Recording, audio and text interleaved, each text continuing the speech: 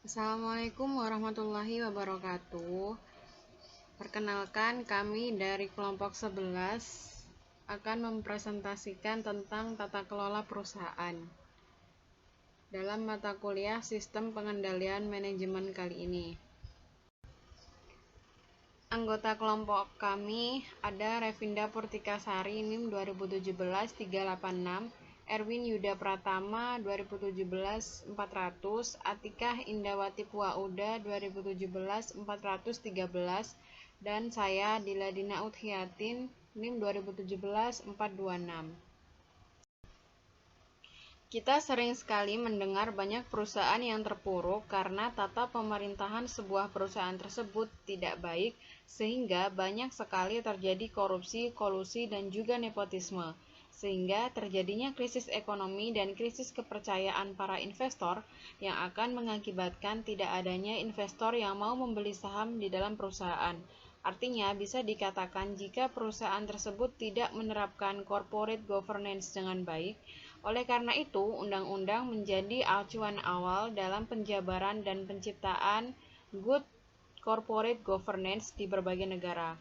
Good corporate governance dimaksudkan agar tata kelola perusahaan baik, sehingga bisa meminimalisir praktek-praktek kecurangan yang ada di dalam sebuah perusahaan. Di dalam corporate governance selalu ada dua hal yang perlu diperhatikan. Yang pertama adalah apakah aturan atau sistem tata kelola sudah ada secara jelas, lengkap, dan juga tertulis.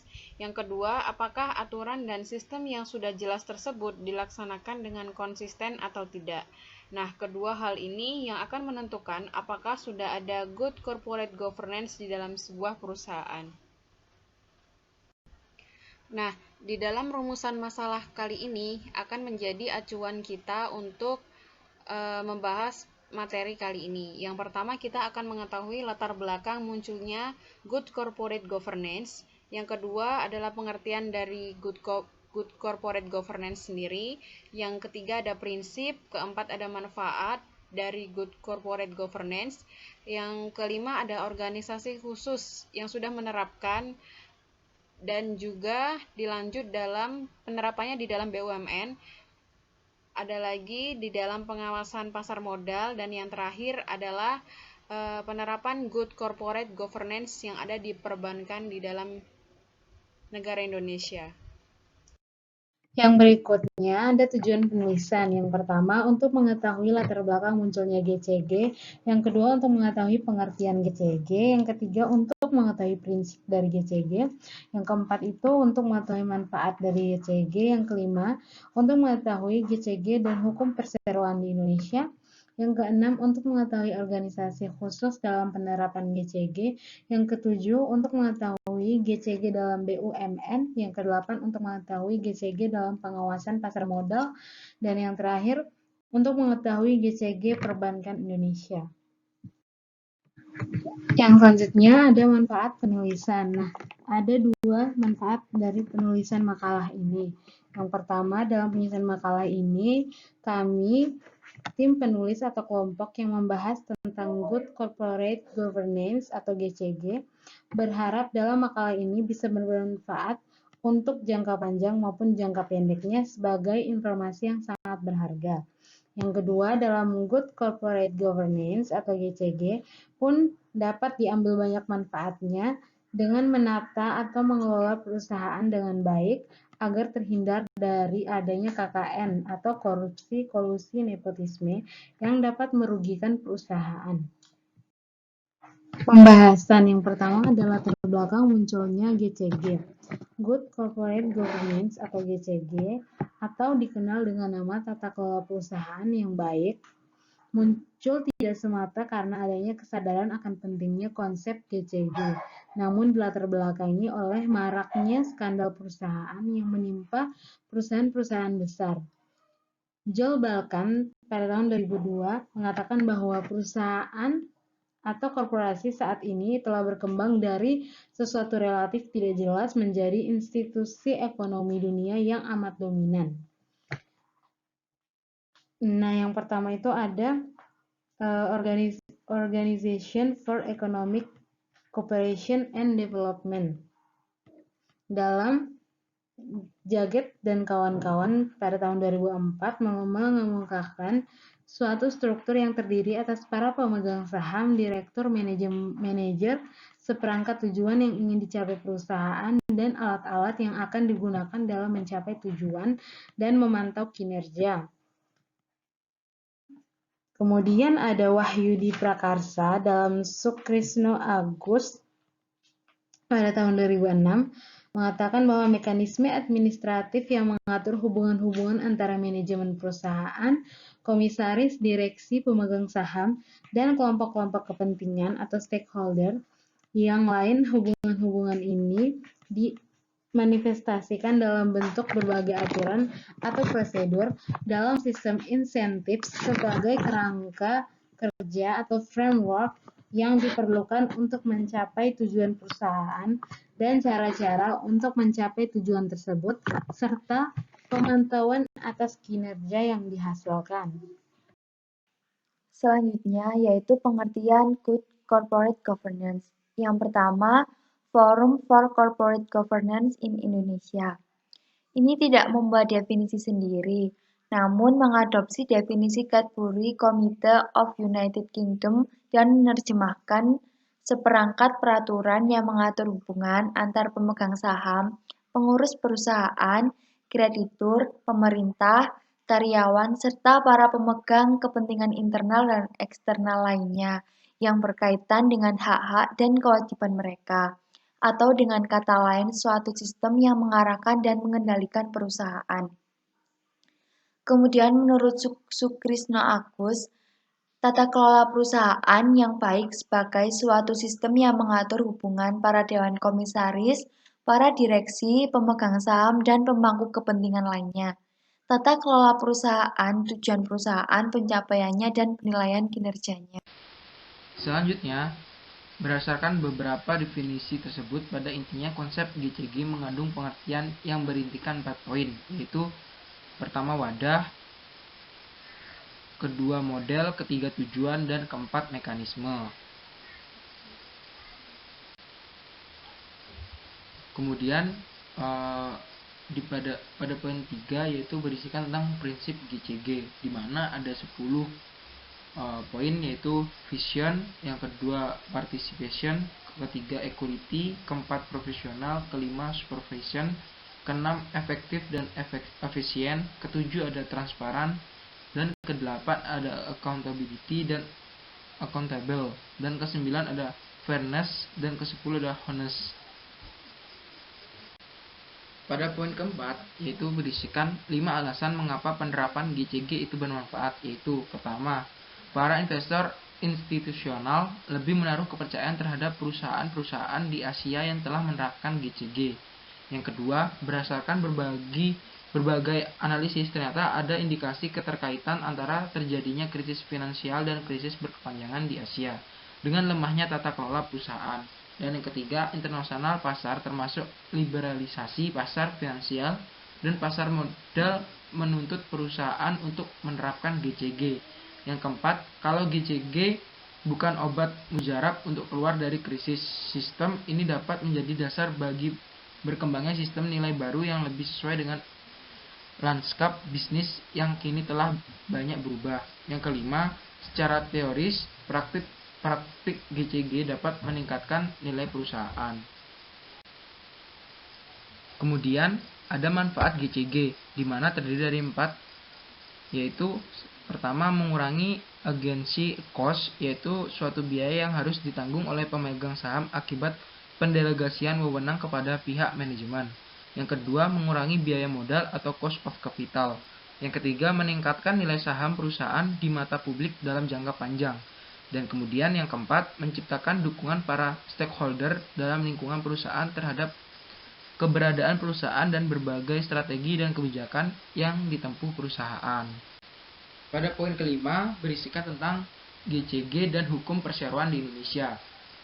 Kegiatan perusahaan atau perseroan di Indonesia didasarkan atas payung hukum Undang-Undang Nomor 1 Tahun 1995 tentang perseroan terbatas. Namun undang-undang ini kemudian dicabut dan diganti dengan Undang-Undang Nomor 40 Tahun 2007. Undang-Undang perseroan terbatas Nomor 40 tahun 2007 tidak mengatur secara eksplisit tentang GCG. Meskipun begitu, undang-undang ini mengatur secara garis besar tentang mekanisme hubungan, peran, wewenang, tugas, dan tanggung jawab, prosedur dan tata cara rapat, serta proses pengambilan keputusan dan organ minimal yang harus ada dalam perseroan, yaitu rapat umum pemegang saham, direksi, dan dewan komisaris.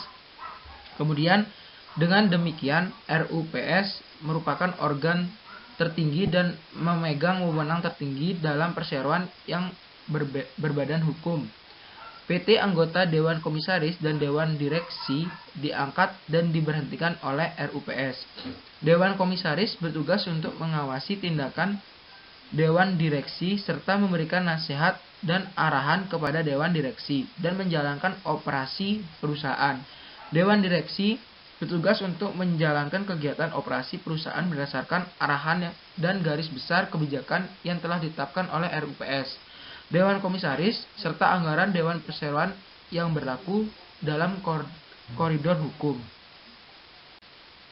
Selanjutnya, yaitu ada prinsip-prinsip pengelolaan perusahaan yang baik, di mana terdiri dari 4 poin, yaitu dimungkinkan mengadakan RUPS dengan memanfaatkan teknologi informasi yang ada seperti telekonferensi, videokonferensi, atau sarana media elektronik lainnya. Dalam pasal 77, kejelasan mengenai tata cara pengajuan dan pemberian pengesahan status badan hukum dan pengesahan anggaran dasar perseroan. Kemudian yang ketiga, memperjelas dan mempertegas tugas dan tanggung jawab direksi dan dewan komisaris, termasuk mengatur mengenai komisaris independen dan komisaris putusan. Kemudian yang terakhir, kewajiban perseroan untuk melaksanakan tanggung jawab sosial dan lingkungan. Pembahasan berikutnya yaitu mengenai organisasi khusus dalam penerapan Good Corporate Governance. Meskipun ketentuan organisasi telah diatur dalam UU Perseroan Terbatas Nomor 47 Tahun 2008 dan kemudian dituang kembali dalam Anggaran Dasar Perseroan, namun praktiknya organisasi ini belum mampu menjamin terselenggaranya tata kelola perusahaan yang baik. Paling tidak diperlukan 4 organ tambahan untuk melengkapi penerapan GCG, yaitu yang pertama, komisaris independen, yang kedua direktur independen, yang ketiga komite audit, dan yang keempat sekretaris perusahaan. Selanjutnya yaitu Good Corporate Governance dalam BUMN. Tujuan GCG diatur dalam pasal 4, yaitu yang pertama, memaksimalkan nilai BUMN dengan cara meningkatkan prinsip keterbukaan, akuntabilitas, dapat dipercaya, dan adil agar perusahaan memiliki daya saing yang kuat baik secara nasional maupun internasional. Yang kedua, mendorong pengelolaan BUMN secara profesional, transparan, dan efisien, serta memberdayakan fungsi dan meningkatkan kemandirian organ. Yang ketiga yaitu meningkatkan kontribusi BUMN dalam perekonomian nasional, dan yang terakhir menyukseskan program privatisasi. Selanjutnya yaitu Good Corporate Governance dalam pengawasan pasar modal di Indonesia. Secara formal, definisi pasar modal adalah berbagai instrumen keuangan jangka panjang bisa diperjualbelikan baik dalam bentuk hutang atau modal sendiri, baik yang diterbitkan pemerintah atau swasta. Keberadaan pasar modal ditentukan oleh lembaga-lembaga penunjang pasar modal antara lain yang pertama, Badan Pengawas Pasar Modal dan Lembaga Keuangan, yang kedua Bursa Efek, yang ketiga investor, yang keempat akuntan publik, yang kelima notaris, dan yang terakhir konsultan hukum. Kemudian GCG Perbankan Indonesia. Menyadari tata kelola perbankan di Indonesia yang masih lemah, Bank Indonesia mengeluarkan peraturan pada tanggal 30 Januari 2006 tentang implementasi Good Corporate Governance oleh bank komersial. Secara garis besar, peraturan ini mengatur tentang yang pertama, prosedur pengelolaan melalui penerapan prinsip transparansi, akuntabilitas, tanggung jawab, independensi, dan kesetaraan. Yang kedua, tujuan implementasi GCG minimal untuk merealisasikan kejelasan tugas Dewan Komisaris dan Dewan Direksi, kemudian kelengkapan dan implementasi investasi tugas komite dan unit pelaksana fungsi internal audit bank, kemudian rencana strategi bank, kemudian transparansi kondisi keuangan dan non-keuangan, dan yang terakhir, implementasi manajemen resiko termasuk sistem pengendalian internal. Kemudian untuk studi kasus, kami mengangkat kasus dari gagal bayarnya PT Asuransi Jiwasraya. Gagal bayar asuransi Jiwasraya ini terjadi pada salah satu produk unggulannya yang bernama JS Saving Plan. Nah, JS Saving Plan ini merupakan produk asuransi jiwa sekaligus investasi yang ditawarkan melalui perbankan. Nilai return ini jauh lebih tinggi atau hampir 2 kali lipat daripada bunga yang ditawarkan oleh deposito bank. Nah, yang saat itu besarnya di kisaran 5-7%. Tercatat ada 17.000 pemegang polis JS Saving Plan. Adapun total pemegang polis Jiwasraya secara keseluruhan, termasuk pemegang polis produk lainnya mencapai 7 juta pemegang polis. Kemudian yang menjadi pertanyaan, kenapa terjadi gagal bayar? Nah, yang pertama, karena ada beberapa produk-produk yang merugi, kinerja pengelolaan aset yang rendah. Kemudian, kualitas aset investasi dan non-investasi yang kurang liquid. Kemudian, sistem pengendalian perusahaan yang masih lemah. Nah, faktor lainnya yaitu tata kelola perusahaan yang kurang baik.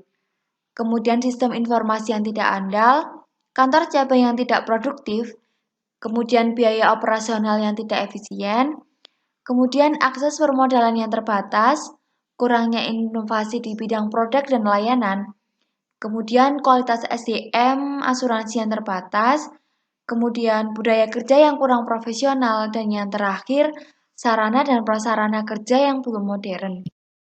Nah, dari kasus ini kita dapat mengidentifikasi sumber permasalahan.